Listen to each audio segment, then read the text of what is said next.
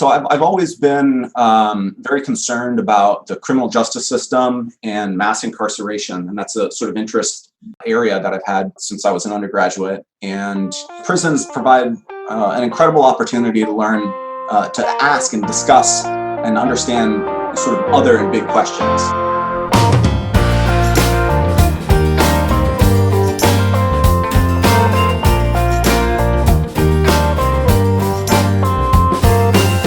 Hello and welcome to the Beautiful Work Podcast. I'm your host, Dan Krikorian. Each episode, we feature a special guest from all walks of life, and we ask them to explore the ins and outs, the ups and downs, the triumphs and the trials of their chosen fields. Writers, musicians, coaches, business owners, athletes, and everything in between. We peel back the curtain to hear their stories, to walk their paths, to find out how they breathe life into their beautiful work.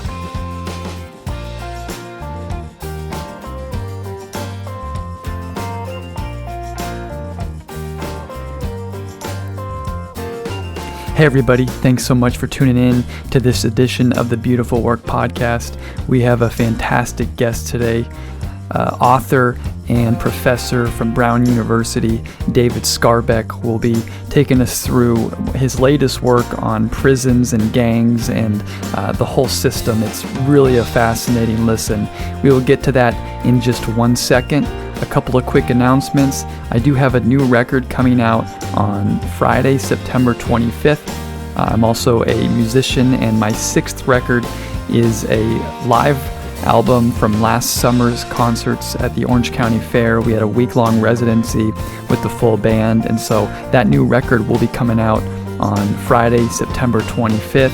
You can pre-order it in a week from now on that Friday. So if you're interested in more of the music portion, you're hearing a background instrumental version of Lila right now from my 5th record, and all the songs on this podcast are instrumental versions of songs from one of my records. So you can go to dankrikorian.com or beautifulworkpodcast.com to check out more about that.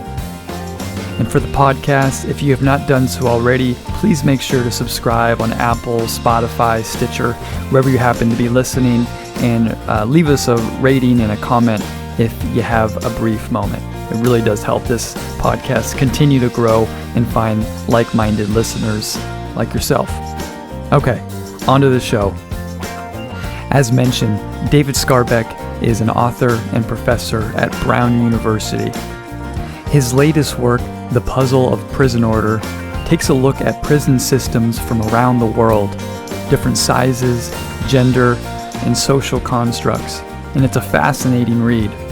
We also take a look back at some of David's past work with studying gangs, as well as the current climate with police work and police reform. So without further ado, please enjoy this enlightening conversation with David Skarbek.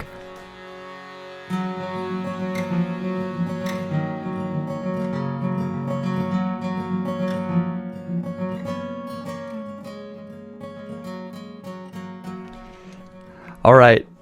I am joined now by David Skarbek. David, thanks so much for coming on the podcast this morning. I'm really excited to talk to you. Yeah, I'm delighted to be here. Thank you. Absolutely. So you and I share the fact that we lived in London for a bit of time. I know you taught there, and I went to school there for a little bit.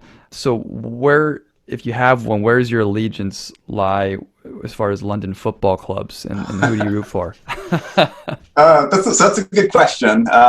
So I don't have strong allegiances. I've never been a huge football fan. I really have been a baseball fan my whole life, and so when I moved to London, I didn't get to enjoy that as much. But I did attend quite a few matches at Fulham, and they have had some pretty rocky years the last few years. But the head of the department that I was working at King's was a longtime fan and often had an extra ticket. And so I attended and enjoyed many Fulham games. And one of the most exciting, actually, sports events I've been at is when they beat Reading at the sort of end of a match in just a phenomenal fashion. So if I have some, it would be to Fulham. I think that's great. I think it's so hard to, as an American, to accurately describe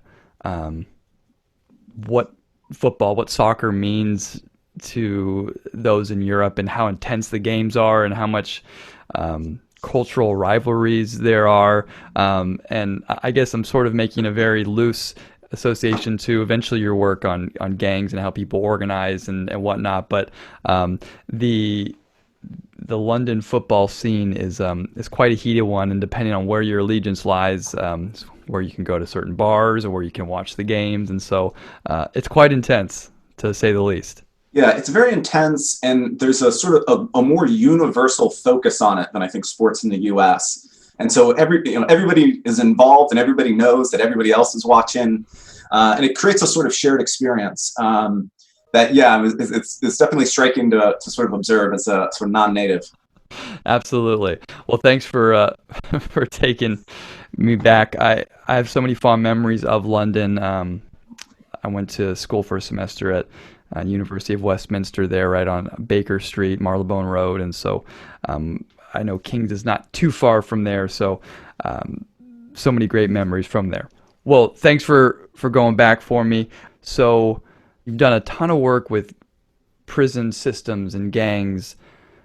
I would like to know what drew you to that work. Do you remember a certain instance or a certain time that drew you into wanting to study this type of work? Yeah, I mean, so I've always been very concerned about the criminal justice system and mass incarceration, and that's a sort of interest area that I've had since I was an undergraduate. And in combination with that, growing up in the Bay Area in California, the sort of street gang and prison gang activity was common enough and sort of newsworthy that you didn't have to pay a lot of attention to sort of have some sense that there are these groups that exist and, they have some influence. So when I was in grad school, getting a degree in economics, one of the classes I took used economic models to explain why political constitutions look the way that they do. And for that class, I had to write a paper, as one normally does. And I wanted to see if you could apply the same economic models to explain prison gangs' constitutions. And I had been aware that many gangs have written rules, even constitutional rules. And so in that paper, I sort of made an argument that they were responding to a similar need that political entities find when they write constitutions. And so in some ways, it raised one question and answered it, but it also raised a number of other questions. Why do these gangs exist? Why are they more prominent in some prisons than in others? What are the consequences and effects of them acting collectively in prisons? And so I sort of wrote a series of papers that answered some questions and raised others. So I spent about the last 10 years basically trying to understand these institutions.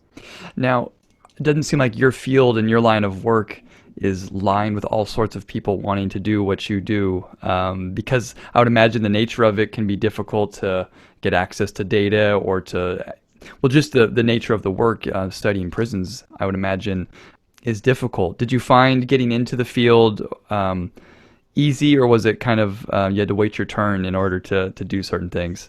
Yeah, well, I think it's difficult in a few ways. I mean, prisons by their nature, you can't just easily enter and observe what's going on. And even if you have access to prisons by officials, that doesn't mean unconstrained access, right? So they're a sort of hidden population in a way that meant when I was collecting both quantitative and qualitative evidence, I was sort of I need to get as much as I can, even though each source might be imperfect, but maybe I'll be able to triangulate enough. So I use, sort of written documents like indictments, data on the size of the prison population. I visited prisons in California and North Carolina. So I've interviewed prisoners, formerly incarcerated people, correctional officers, the head of the gang investigations unit at San Quentin, to try to recognizing that each source was missing out something important, but maybe with enough varied types of evidence, I'd be able to say something about it. One source that's definitely not regularly available was systematic data on the prisoner population, such as how many people are in gangs, how many gang members of a particular group are at a particular prison and stuff like that. Prison officials keep a lot of that data, but they don't make it available because they believe it undermines the safety and security of an institution. So in some ways, this is not an easy topic to study, and I think that explains why economists who tend to focus on the quantitative data haven't written very much about it. And we'll get into that a little bit more down the line here, because you do talk about qualitative work and how important it is in studying prisons. So let's jump into your work a little bit. Now, you've written 2 books, The Social Order of the Underworld. You have The Puzzle of Prison Order coming out soon, but you've also written so many articles and whatnot on the subject. I want to maybe read you a quote that starts your book and have you answer as we get into talking about your new book. And it's one of the first things there. It's, reality is disconcerting in a prison. What seems right is often wrong, and apparently absurd things have a logic that stems from their circumstances. And that's from a Brazilian prison doctor. Yeah, it's just certainly true that when you look at behaviors, practices, rituals, institutions in prison, it looks often very different from those things in our ordinary life out in the free world. And one advantage of sort of coming from an economic perspective is that the presumption is that there's a reason why these things are the way that they are. These long-lasting practices must serve some purpose. And so it sort of forces you to sort of say, okay, I could dismiss these practices as irrational, or just not performing some functional purpose. But instead, why don't we say, yeah, these are rational people. They're engaged in a difficult situation. Maybe these unusual differences that we observe are actually serving a purpose. And maybe they're strange because of the very strange context of which a prison is. So your book, you make kind of 3 main points that I'll let you maybe talk about, or there's some goals that you wanted to get out of it. So what were those things that you wanted people to take from the work? So I guess that argument, I make a few main arguments. One of the, I think, core arguments is to try to answer the question of why are prison gangs more important and influential at some times and places than they are at others. So in California, prison gangs have a very dominant influence on the everyday life of prisoners today, but for more than 100 years, there were no prison gangs in California. So what explains that, or what explains why prison gangs are more important in some states than in others? A second major research question is, given that prison gangs can't rely on state-based institutions to help them work collectively, how do they organize in a way that offsets this sort of absence of state capacity?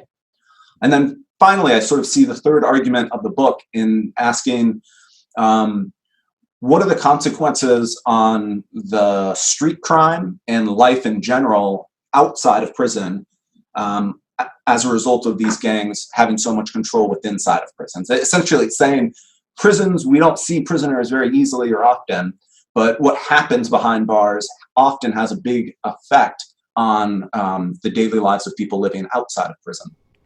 Yeah, and I found that was one of the more interesting things to me when going through your work about the connection between the outside world and then inside of prison life. So could you maybe talk a little further about your findings there and how they kind of balance each other out inside and outside? Yeah, I mean, so in California today, and for many years, there's a powerful prison gang called the Mexican Mafia. And they are a sort of de facto government to Hispanic street gangs throughout Los Angeles County and in many parts of San Diego County. And when I say de facto government, I mean that they will resolve disputes between rival Hispanic gangs over territory, for example. They'll provide protection to those street gangs as well. And they'll even write sort of rules for how to regulate violence in those gang-controlled neighborhoods. And it's paradoxical in some sense because there are, I think, thousands, maybe tens of thousands of Hispanic street gang members in Los Angeles, And there's only a few hundred members of the Mexican mafia. So how can this small group control the larger group?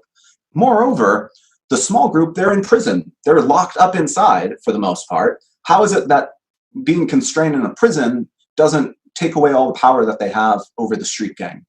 And what I learned is that because the gangs control the inside in prison so thoroughly and effectively, street gang members know that. And they very reasonably predict that at some point, either they'll go to prison and be subject to violence or threats of violence from the incarcerated gang, or a street gang member, one of their friends, might be incarcerated already, in which case that person could be held as a hostage. So the Mexican mafia wields this power in this sort of isolated place that street gangs think they'll at some point be and be vulnerable. And they use that power to essentially demand, they call them taxes, drug taxes, but a tax or an extortion payment on members of these Hispanic drug dealing street gangs. Yeah, it's so interesting, as you have stated throughout your work, about what gangs essentially do for a community. And I forget which part of your work I was reading about how the common thought is that gangs are the cause of more violence in a community.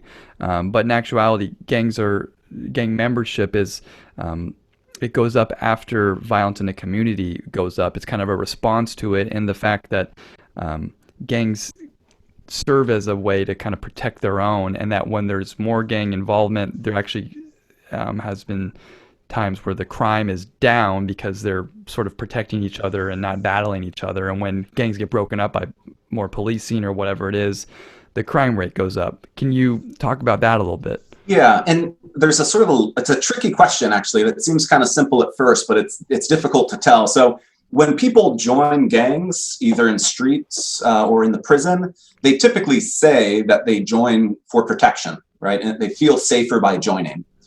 People in gangs tend to be engaged in violence more than people who are not in gangs. And that's a little bit of a paradox. It's a little unusual because if you're joining gangs for safety, but you're more likely to be involved in something, then, you know, what's going on here? And it may be that joining a gang makes you active in activities that are more likely to be associated with violence. Or it may be that you would have been involved in violence even more often if you had not been in the gang. And there's some evidence for both claims. The evidence in support of the latter claim, the sort of protective effect, is one study that you cite, which shows that if you think people join gangs to be violent, then in time we should see an increase in gang membership followed by an increase in violent crime. And that's not what we see. We actually see increases in violent crime that are later followed by increases in gang membership. And that's more consistent with the sort of protective hypothesis. So the question then is, what happens? So if that is the case, if gangs are exerting control in a way that tends to diminish or stabilize violence, and the gang is then perhaps, I don't know, incarcerated or arrested, if they're undermined in some way, then that force that was making the stability goes away, and we would naturally expect to see more instability return. So they have a sort of stabilizing, controlling function. It's difficult to sort of say on net, what is the sort of effect of gang presence? Okay. So kind of moving into your newest book now, The Puzzle of Prison Order, how does gang life and gang membership translate into how prisons are kept in order? And is there a connection at all there? Yeah. So, I mean, I argue essentially that gangs form, and this is sort of an argument that spans both books, is that these gangs form when prison officials do not provide all of the protection and the governance that prisoners want, and that prisoners can't rely on sort of low-cost social tools like gossip, ostracism, and shaming. So I essentially argue that if the state doesn't provide the governance that you want, but you can rely on these social tools, you'll likely use those. Gossip and ostracism can be very hurtful and powerful mechanisms in prison. They're very low cost to produce. It doesn't require a lot of resources, and it doesn't require a lot of collective action. So individuals can sanction others at low cost, and it can be very effective. In the first book, I focus on how the changing in the size of the prison undermines prisoners' ability to rely on these social tools. In bigger prison populations, your reputation is much less well known by other people. And the reason why gossip and ostracism are so effective is because it diminishes your reputation in the eyes of other people. But in big prison populations, if you don't know most people's reputations and they don't know yours, then the threat of someone diminishing your reputation doesn't have a lot of force. And so in the first book, I argued that the big growth in the prison population, starting in the late 50s, early 60s, and then mass incarceration in the 80s, is what obliterates the ability to rely on these sort of decentralized tools. And that's when prisoners, in response to increasing violence and instability, created gangs. I can talk, if you like, a little bit about how that varies across different countries. Please. Yeah, and so the second thing to look at then is not just the size of the population, but also remember, is the state providing good control, good governance of the prison. And so I like to think of prison officials and how well they provide prisoners with resources, food, water, healthcare, amenities. Are there programs, rehabilitation? Are there vocational training, and governance? Who's going to facilitate social and economic interactions, and who's going to adjudicate problems that might arise in those arenas? And to understand what role the quality of official governance plays, I look at two very extreme sets of cases. I look at Latin America and at the Nordic countries. And in many Latin American prisons, prison officials provide very few resources, incompetent administration, and low quality governance. And so I basically argue that in these cases, prisoners have a demand that's not met by officials. And so they invest their own time, energy, and resources to produce the governance, to produce administration, to gain access to resources. So when officials fail to govern, there's a gap that may make it that prisoners have a very big influence on how a particular prison is operated. So kind of looking at the big picture, what I was taking from it, and a main idea of your work, the difference between smaller prison populations and larger prison populations. And I think there was a number somewhere that you said that you start to see this shift, like when it's 600 or 700 prisoners or less, you see certain types of ways that they kind of govern each other. But when it gets to more, where I think California, the average is like 3,500 or so, plus or minus. So is there kind of a cutoff that you saw where when they go from small to larger, how they govern themselves? Yeah, I don't think that I think the general idea is correct. I don't think there's a threshold, some magic number where gossip and ostracism fails. I think it's probably more like a continuum, in that the smaller the population, it gets easier to use those. The bigger population, at some point, it's just not possible. So the average prison in California holds about 3,500 people today. At its height, the average typical prison held about 5,000 people. And essentially, that's just too large a community. We can't hold in our minds enough people's reputations for those things to work in big populations.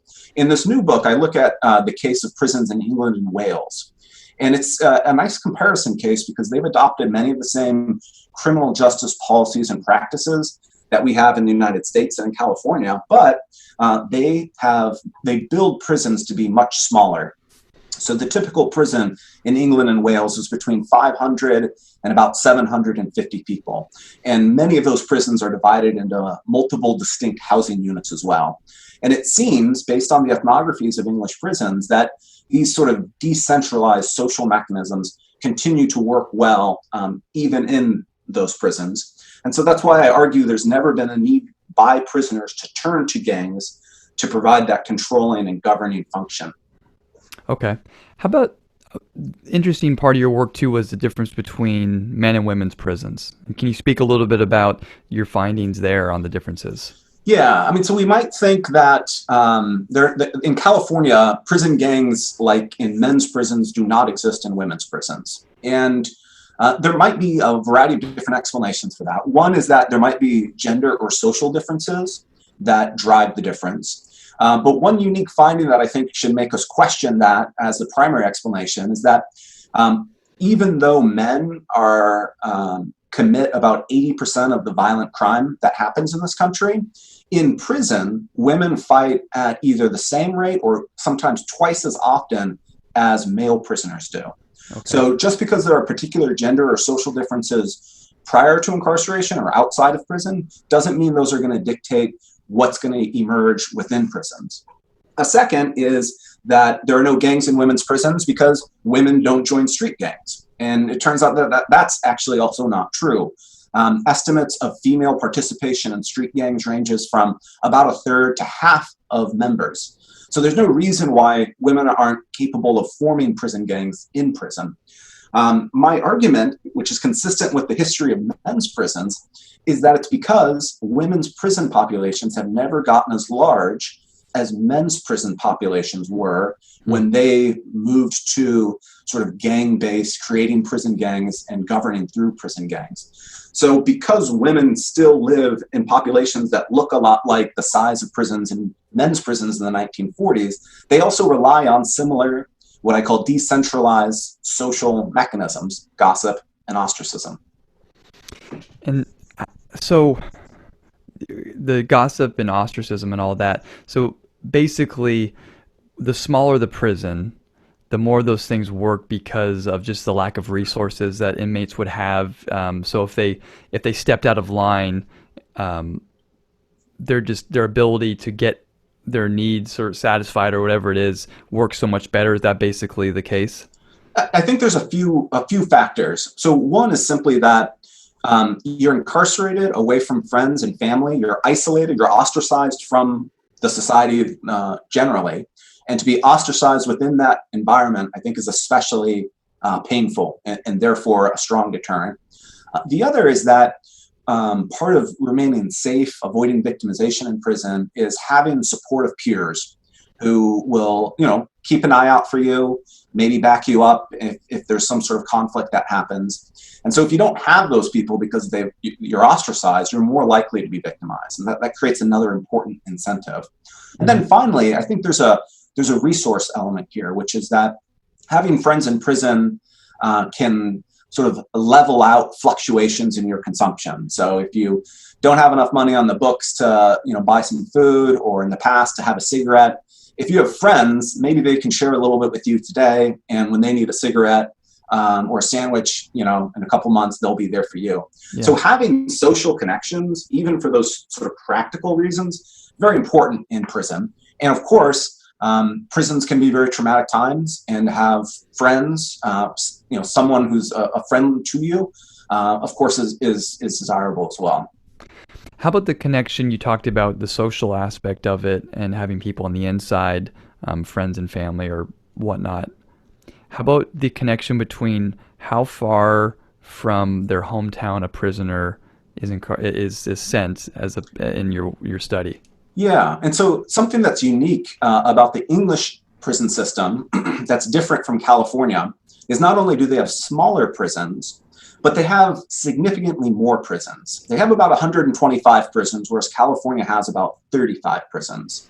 So you have, 3.5 times as many prisons spread out through a country that is geographically about a third of the size of the state of California.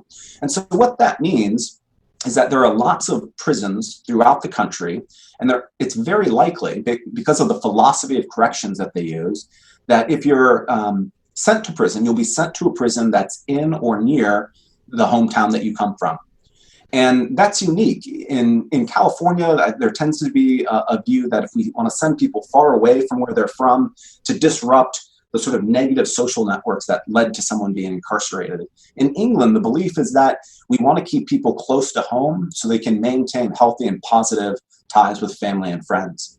The consequence of this policy is that when you arrive at an English prison, it's very likely that there'll be other people who grew up in the same housing estate or the same neighborhood as you. and you'll automatically know them, and they'll automatically know you. They'll know your reputation, and you'll know theirs. While incarcerated, many people back in the neighborhood, because they have friends and acquaintances and family in prison, there'll be gossip to them about how you're behaving. And so that audience for shaming grows and grows amongst the people that you might care their opinion about the most. Mm-hmm. And then finally, if you and other prisoners believe that you're going to return to the same community or housing estate or neighborhood post-release, then the importance that you maintain a good relationship with your other peers is even more important. So these dense social networks, both pre and post incarceration, elevate or enhance the power of gossip and ostracism, making these reputation-based mechanisms of social control even more effective. Yeah, really, really interesting point on that. I thought something you don't think about is how far away you're sent and what that means to the community coming back. I'm interested about your work and curious to know your thoughts on what we learn about organizations in general, or groups of people in general, outside or inside of prison, just how they form, how they protect each other, those networks. What have you learned about that? Yeah, I think that, prisons provide an incredible opportunity to learn, to ask and discuss and understand sort of other and big questions. One is just the sort of perennial problem of collective action. We all would be better off if we acted collectively, but we would all prefer that everyone else produced it except for us, and then we enjoyed the benefits from doing so. Yeah. And in various different ways in prisons, we see how this collective action problem is often overcome to the benefit of the prisoners who live there. And so ideas like selective incentives. So if you contribute to the public good, you will get this private thing that you want. We see them relying on institutions like that. Another broader lesson is about the sort of, one economist calls it the fundamental problem of political institutions, which is also, very prominent in Madison's work in the Federalist Papers, which is how do you create a government that's strong enough to protect your rights, but then constrain it not to use that power to violate your rights? And we see prisoners facing the same problem. You need to create a group or a gang that's strong enough to protect your rights, but how do you constrain it after it's created to prevent it from preying on you?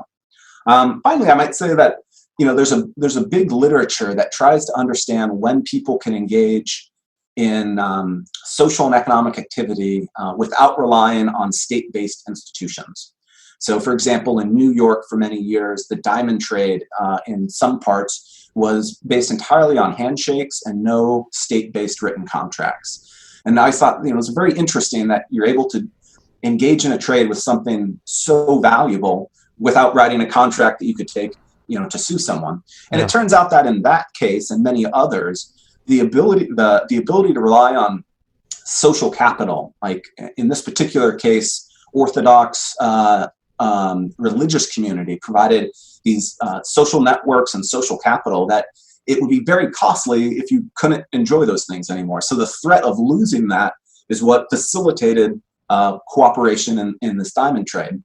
Now, these studies are fascinating and very important, but I always thought that in some ways they're selecting some of the most pro-cooperation people in society, right? People who are relatively wealthy, often very educated. They have dense social capital and human capital. So it tells us something about self-governance, but it doesn't tell us how robust it is. And I think studying prison provides an opportunity to test that, because for a variety of reasons, the people who are in prison are not there randomly, right? They disproportionately come from disadvantaged socioeconomic and ethnic minority communities. They typically have far less education, far less wealth. They are seem to be sort of high discount. Like people who are impatient are more likely to violate the law, and therefore the people in prison will be more impatient than people outside of prison. These are the characteristics that we usually think of in general as reducing the likelihood of cooperation. And so I sort of see this as an opportunity to see how robust these self-governance mechanisms can be by going from some of the most cooperative people to people that on average tend to be less cooperative.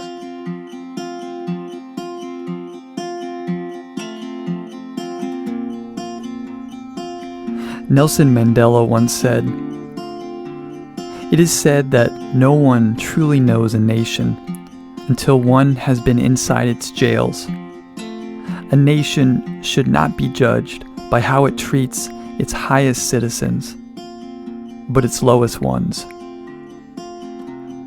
I've long been interested in prisons, gangs, and the organizations that form in and around them.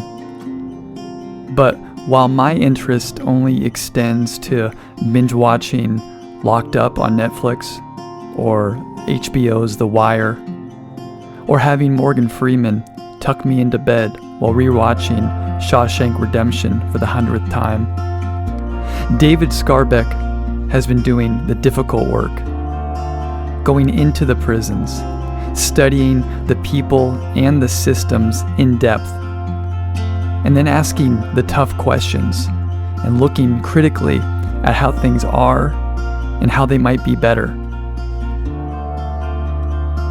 And David's book and work comes at a pivotal time in American history when our nation has been entrenched in debates and protests from every angle about the best paths forward to both maintain safety and order while also making progress towards greater equality and human rights. And studying our prison systems with a critical eye and the ripple effects that it creates in our society is an important piece to factor into the current national debate surrounding equality, police reform, and social justice.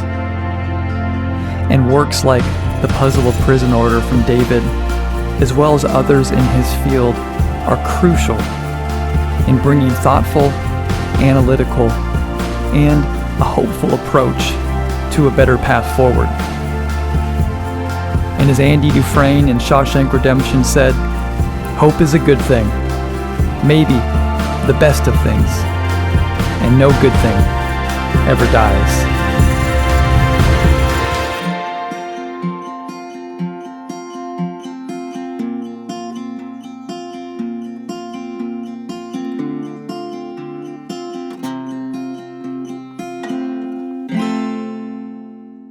What does an ideal prison system look like in your mind? You know, you've studied the big, the small, all over the different parts of the world.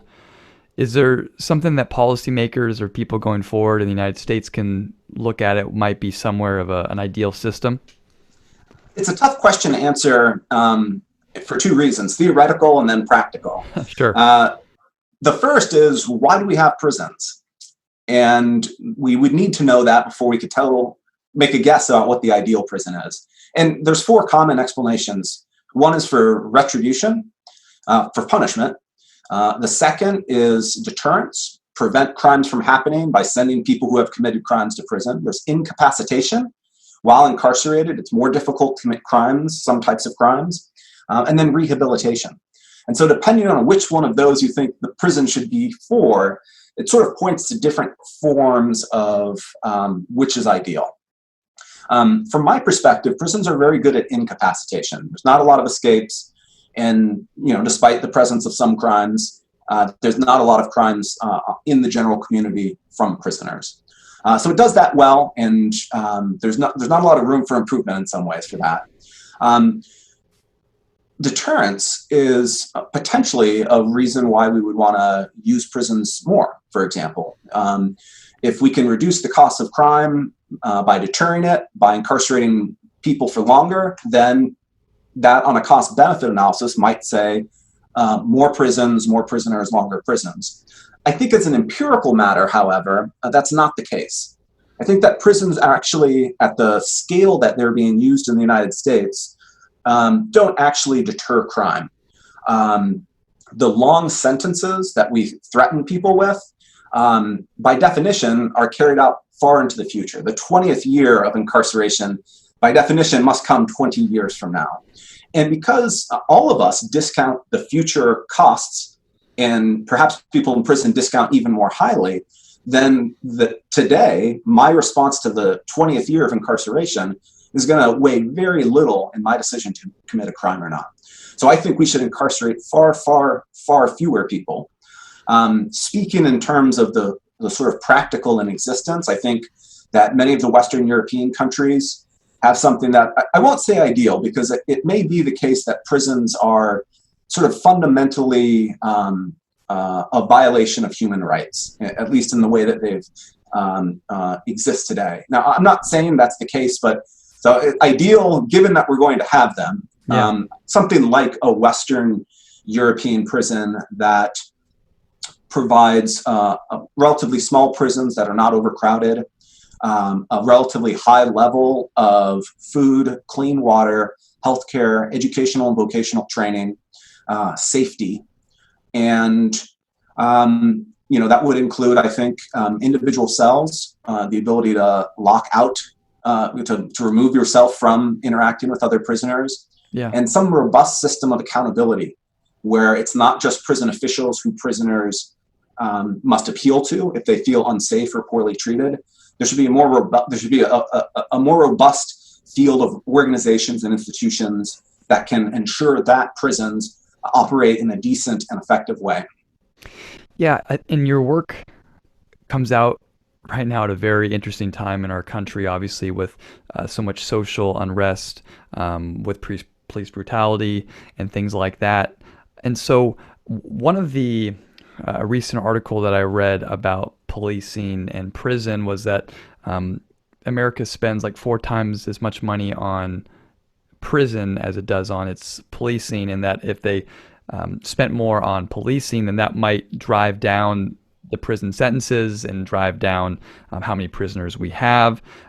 So where do you see your work fitting into kind of the current dialogue about prisons and police work? Yeah, I think that the sort of conventional way to think about prisons and policing is that police will often deter crime from happening, and prisons will punish people who have committed crimes. And the best econometric statistical evidence that we have, I think, makes a very compelling case that every dollar we spend on policing reduces crime significantly more than every marginal dollar that we're spending on prisons now. Yeah. That is to say, if we spent less on prisons and more on policing, we could get significantly more crime reduction. And I think that's true. That's the relationship between the two. And I think there are some very rigorous, highly persuasive articles that do show that if you increase the number of police on patrol, it reduces crime. And the estimates are very consistent across cases. It's out in the ballpark of, if you increase 10% the number of people on patrol, you buy essentially 3 to 5% decline in crime. That tends to affect property crime more than violent crime, which I think makes sense if violent crime is something that's more likely to be spontaneous. So yeah, that's sort of how I see them fitting together. So in the era, the conversation now is about abolishing the police or defunding the police. I have a sort of slightly different take on sort of what that would look like. Should I maybe say a few words? Yeah, okay. I'd love to hear it. So I think that there needs to be 3 responses, or based on the existing research, 3 responses seem like safe and intelligent reforms. And it's debundle, demilitarize, and diversify. Okay. And what do I mean by debundle is that policing is often a very blunt tool, and we ask officers to apply it in very nuanced and tailored ways. And I do believe that we could have an unarmed professional service that could address many of the social problems that police are called to. Mental health, homelessness, substance use. One economist has advocated for an unarmed patrol for street and highway safety and regulation. And this is a huge percentage of the interactions that police have with citizens. And it's not obvious that they have the best tools, or we've given the right resources to address those things.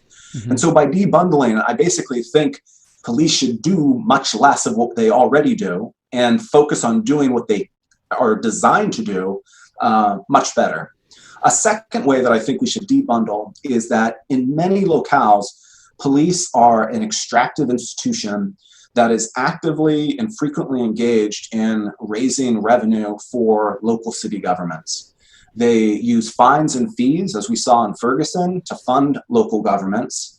These often manifest in the form of traffic citations and misdemeanors that can have a tremendously negative effect on employment opportunities, quality of life, and the way that citizens view the legitimacy of their government, as well as civil asset forfeiture laws. These things are creating incentives that not only take time away from what police are doing, but encourages them to do things that are socially undesirable. So we should debundle that aspect of what police do as well. And then when police are doing what they should be doing, we should hire a lot more of them because then they won't be agents of extraction, but they'll be able to perform the deterrence function that we, on paper at least, turn to them for.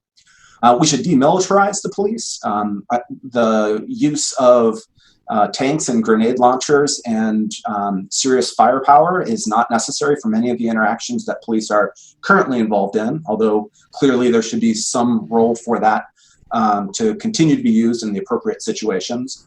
And then I think that there's pretty strong evidence that if we diversify the pool of police with more women and more people of color, that's had documented success in improving citizens' views about police legitimacy and fairness, and also on actual outcomes in terms of policing. So I don't necessarily think we should abolish the police, and certainly not do it today, but we should debundle, demilitarize, and diversify. Well, that's I love listening to that. I mean, right now, obviously such a heated time in our country, going back and forth talking about these kinds of issues and, you know, what should police work actually be doing and how can it be helping. And like you mentioned, I think the goal of it is that when there is more and better police work, it actually does help with the crime, and it helps with not as many people incarcerated, and helps with the prison system. Yeah, it's often referred to what we have now as communities are both under-policed and at the same time over-policed. So they're over-policed in the sense that stop and frisk style policing tactics are a disruption, a disrespect, and an irritant to many innocent people on a daily basis. And it undermines both the legitimacy they view in the state and the police, and also the police effectiveness, because they can't rely on some community insights in doing their policing. So they're over-policed in that way, but at the same time in these communities, there's often high levels of serious crime and violent crime that police are not focusing on. So we sort of want more police doing different things, and really, you know, the metrics that we should be thinking about are we want the police reduce the crime rate, especially the violent crime rate, and don't reward them or measure their activity based on citations or arrests, because that puts the incentive in all of the wrong ways. Are there any places you've seen in your study, countries or cities or counties, that are more progressive in some of the things you're talking about, that you've seen it working? Well, I think the best book on this is by Mark Kleiman. It's called When Brute Force Fails. And his basic argument is that policing works best when it deters by coming up with penalties that are swift, certain, and fair. So swift meaning the penalty comes quickly after the offense. Certain means it's a high likelihood that if you make an offense that you'll actually be caught, and it's fair, it's proportional. That seems to be sort of how we need to think about deterring crime. Mark Kleiman also advocates hotspot policing, which is that we don't want people to be spread randomly throughout the community. We want to put them focused on where violent crime happens most often. And he also advocates that he calls it a varsity versus a junior varsity list of violent offenders.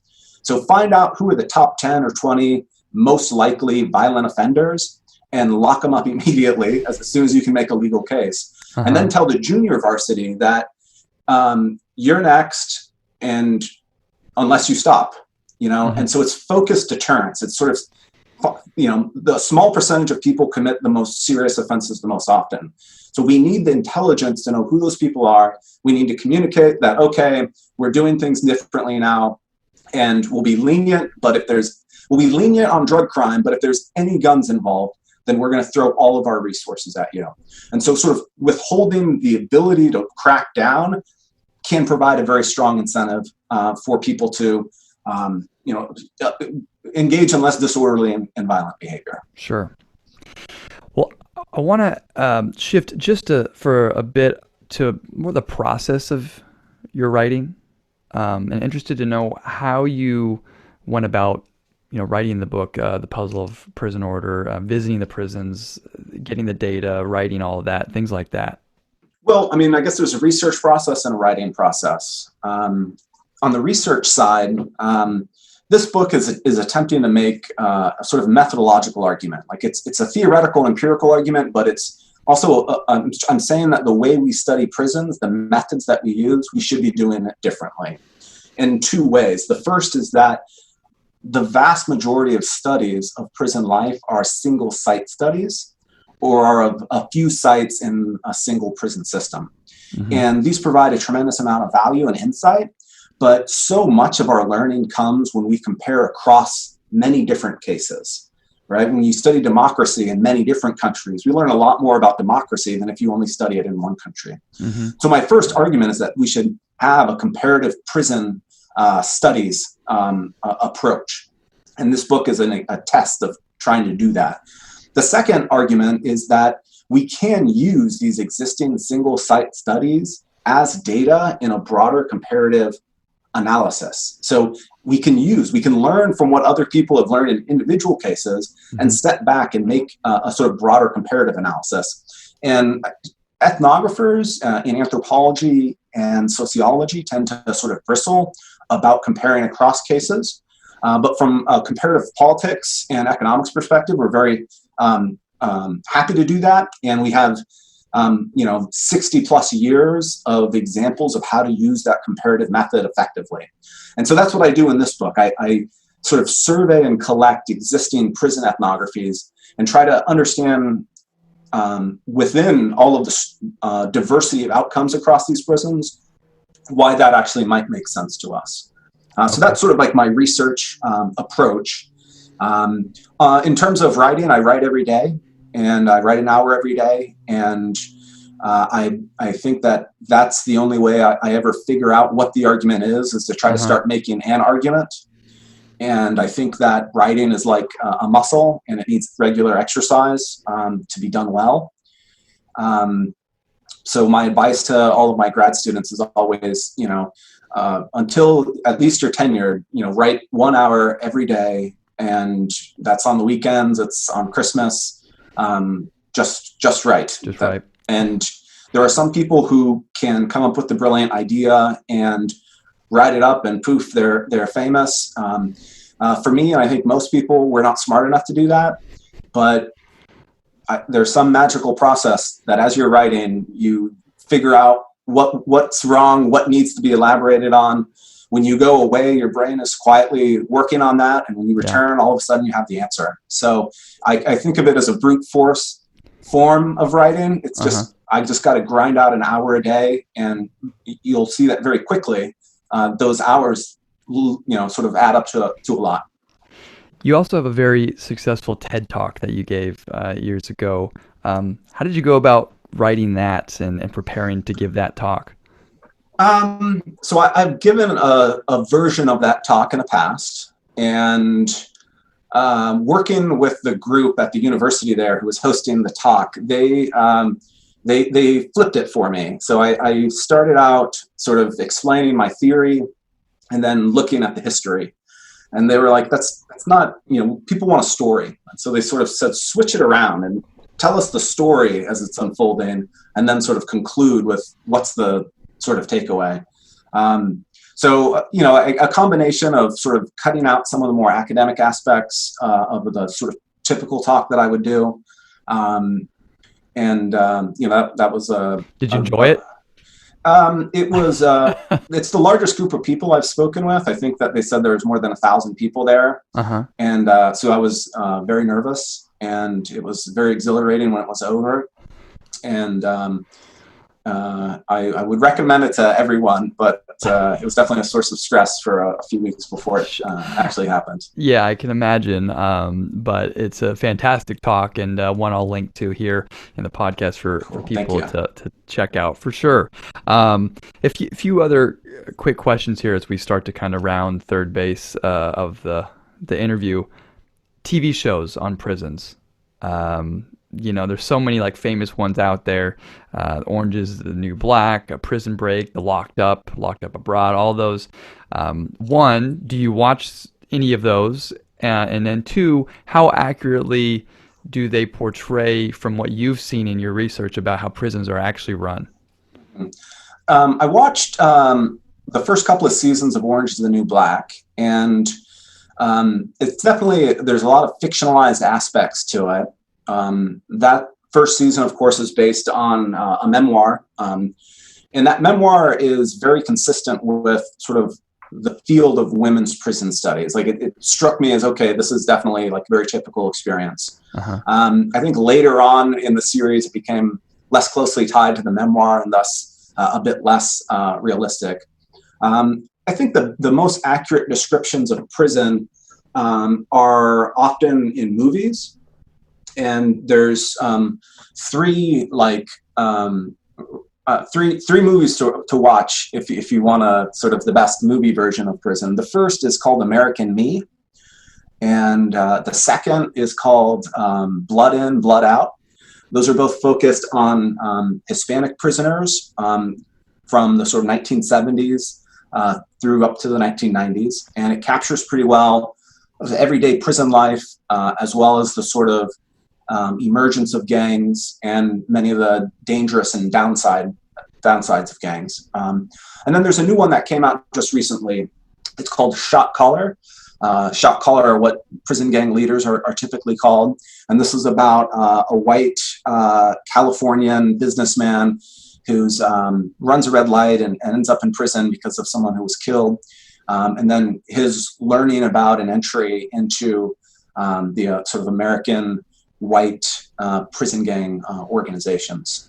So all of those are, seem pretty plausible, especially relative to a lot of the TV shows like I think Prison Break. Okay. Yeah, I'm a big fan of Locked Up. Just it seems to show a lot of behind the scenes of how some of the inmates are treated or things like that.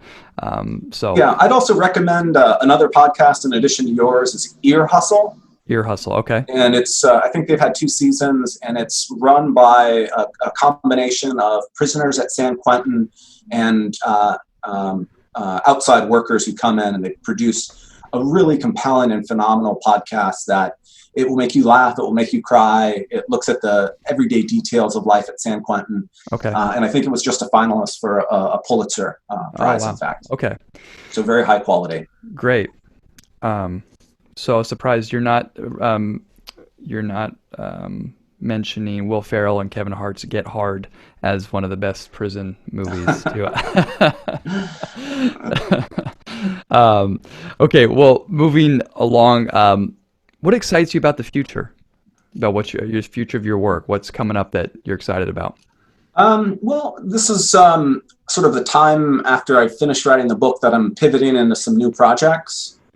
And I've spent a large part of this last academic year studying violence in the historical context of sort of 1850s California, so sort of pre and post gold rush, and trying to understand how it is people engaged in commerce when they didn't have a very established state in California, or it had a state, but it had very little capacity. Uh-huh. So I might do a historical project about that.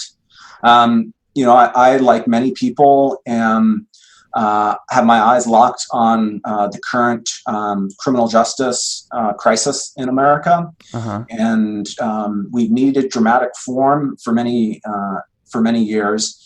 And I think I might write a paper or two about what it would mean to radically change American policing, and thinking about how we can introduce more opportunity, more ability to opt out, and more choice over not just who enforces the laws, but which laws I have to follow. So which laws I'll live under. Yeah. So that's something that I've only spent the last couple of weeks thinking about.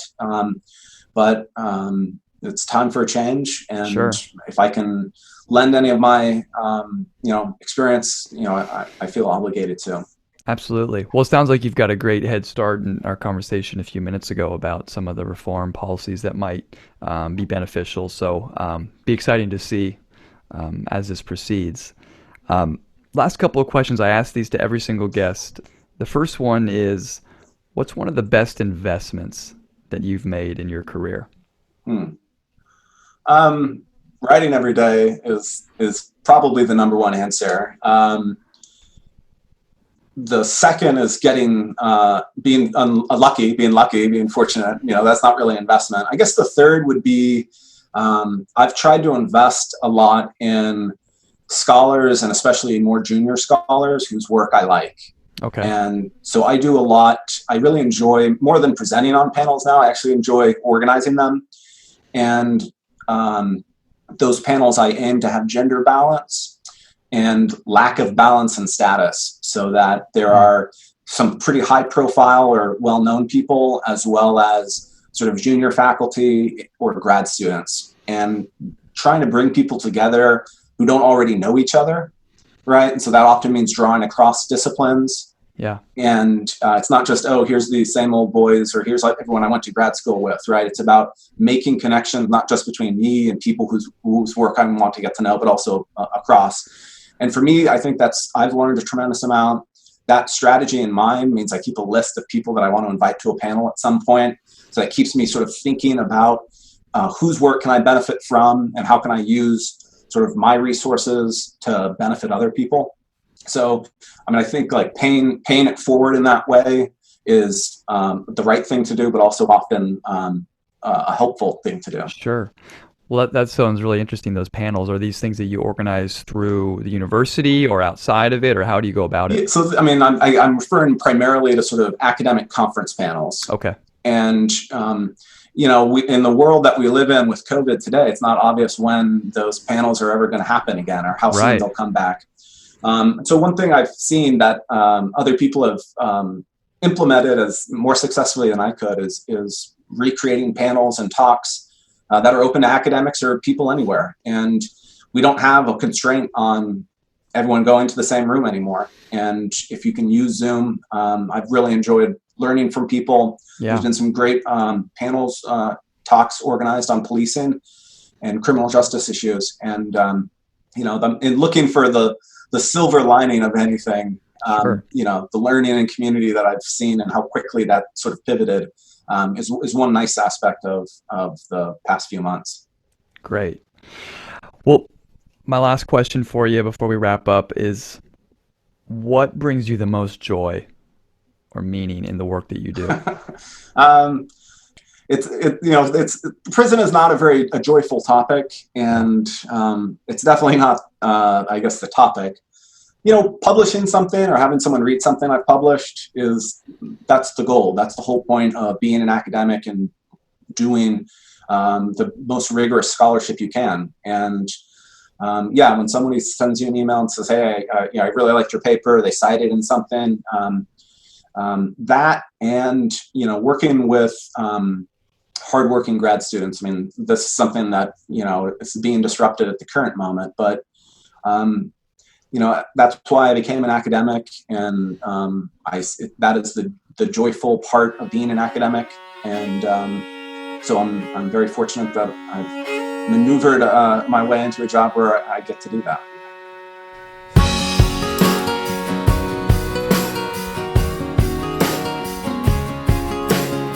Thank you guys so much for tuning in to this edition of the Beautiful Work podcast. And we thank David Skarbek once again for coming on and sharing all of his very insightful thoughts on prisons and gangs.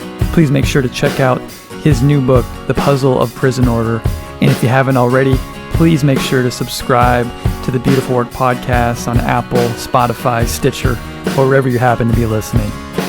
And until next time, whatever you're doing, wherever you are, keep making a beautiful work. We'll see you soon.